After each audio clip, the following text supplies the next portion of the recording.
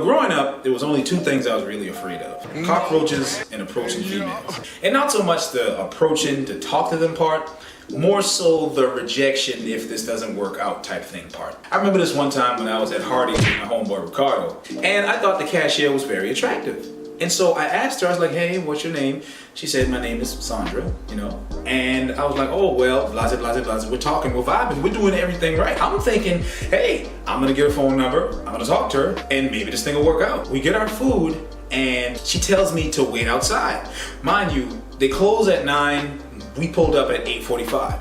So she told me to wait outside. I'm like, okay, well, 15 minutes, whatever, we both drove, so it's all good. If he has to leave, I can stay here with my car. So I wait, 15 minutes go by, 20 minutes go by, 30 minutes go by. Now I'm like, okay, I got things to do, so if you don't want to talk to me, you could have just said that. I go back in there and I said, well, I'd like to speak to her because, I wanted to say, hey, if you didn't want to talk to me, you could just say no, and I'm not going to be upset about it. You just don't want to talk to me. The manager guy comes in and says, yeah, she says she's not interested. And I'm like, what the fuck? Why didn't you just tell me that?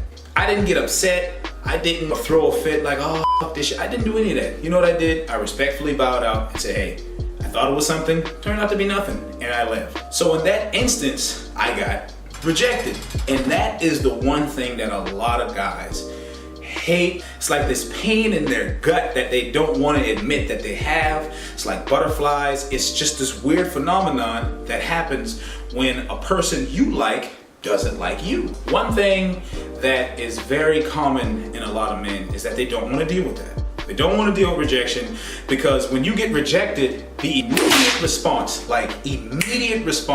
is to internalize and start to put yourself down internally like, wow, maybe I'm too short, maybe I'm too fat, maybe my teeth are messed up, maybe I'm ugly.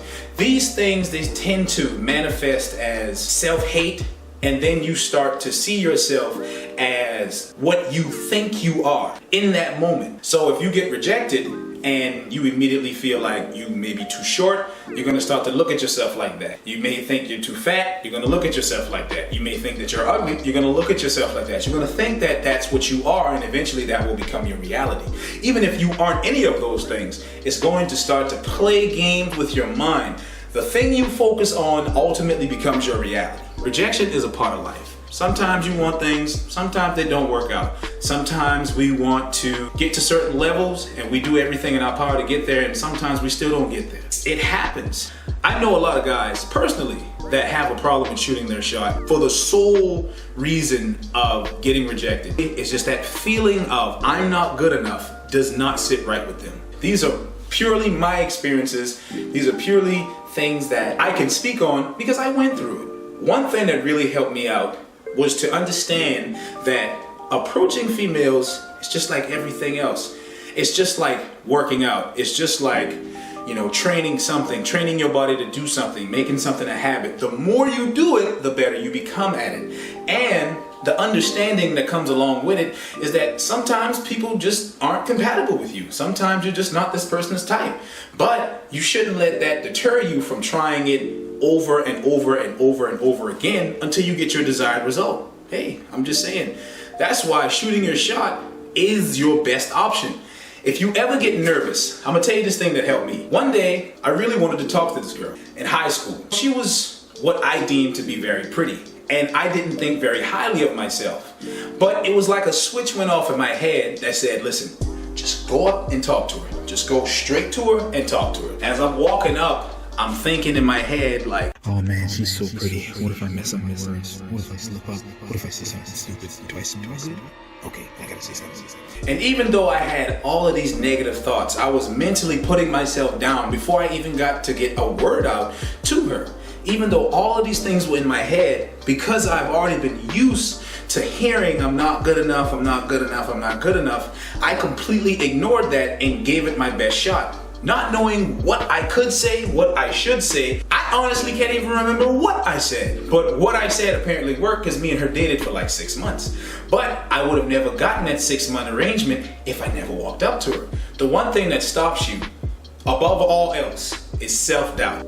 If you are putting yourself down before you get to stage 1, which is talking to her, if you're constantly telling yourself, I'm not good enough, I'm not tall enough, I'm not in good enough shape, I'm ugly, my teeth might be messed up. If you're constantly saying all these things, your confidence at whatever level it was before you decided you liked her and wanted to talk to her is gonna come down slowly and slowly and slowly until you're bottomed out and you get up to her and you're just like, What?